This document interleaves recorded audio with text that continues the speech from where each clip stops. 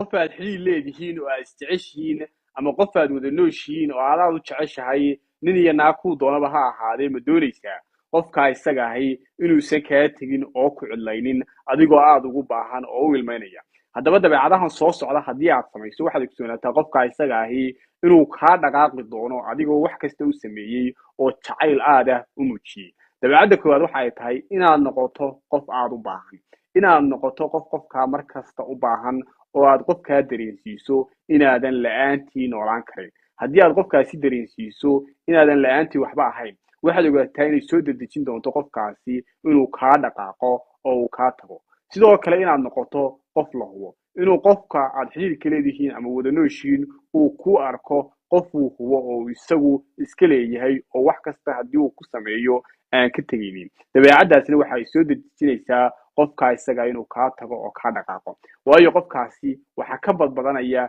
wanaagaaga waxa uu ku arkayaa qof madaxa wax kasta marka aad u samayso ee aad u muujiso baahi fara badan waxa uu dareemayaa inaad tahay qof waxba yahaya sababtuna waxay tahay qofku waxa uu u baahan yahay in la challenge gareeyo oo la dareensiiyo inuu yahay qof ibni aadana oo laga maarmi karo laakiin qofkan haddii aad mar kasta dareensiiso inaad u baahan tahay waa mar kasta oo ay soo dhawaato qofkaasi inuu kaa dhaqaaqo oo uu kaa tago dabeecadda ku xigtaa waxay tahay inaad noqoto qof dulqaad badan dulqaadka faraha badan lihi waa wax wanaagsan laakiin dulqaadka khayralcaadiga ahi waa qayb doqoniinada ka mid ah inaad noqoto qof markasta la caayo la aflagaadeeyo la bahdilo haddii aad intaasoo dhan markasta u dulqaato waxaad ogsoonaata qofkaasi kama dambays inuu kugu tuman doono oo marna xaggaa kuusii jiri doono marna xaggaa kuusoo jiri doono waayo waxa uu ku arkayaa qof aan dhiig ku jirin waxa uu ku arkayaa qof aan waxba diidin waxa uu ku arkayaa qof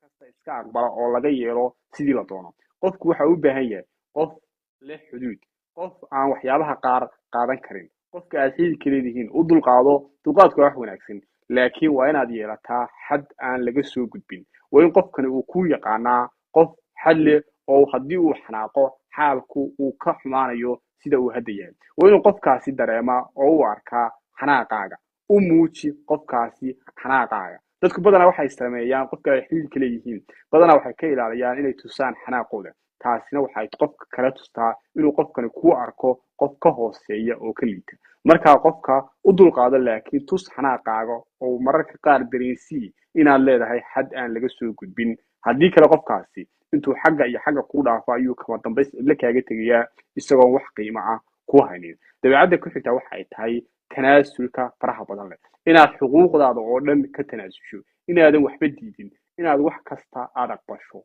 taasina waxay soo dedejinaysaa qofka aad xiriirka leedihiin inuu si degdega kaaga tago qofku marka uu siduu doono kaa yeelo kama dambays waxa uu ku arkayaa qof aan qiimo badan lahayn haddii aan tusaale yar kuusoo qaato haddii aad cunto isku nooca cunto saddexda waqtiba oo laguu soo celiyo si kastoo aad cuntada u jeclayd kama dambays waad nacaysaa oo xataa araggeeda ayaa ku dhibaya wanaagga faraha badan lehina waa saa qofka ibni aadanka haddii aad